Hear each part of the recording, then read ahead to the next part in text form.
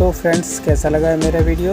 आशा करता हूँ कि मेरा ये वीडियो आपको बहुत ही पसंद आया होगा। अगर मेरा वीडियो आपको पसंद आया तो प्लीज़ मेरे वीडियो को लाइक, शेयर और सब्सक्राइब ज़रूर कर दिए दोस्तों।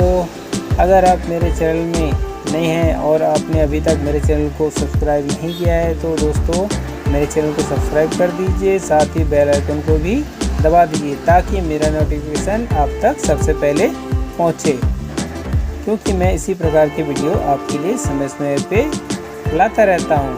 वीडियो में अंत तक बने रहने के लिए आपका बहुत बहुत धन्यवाद।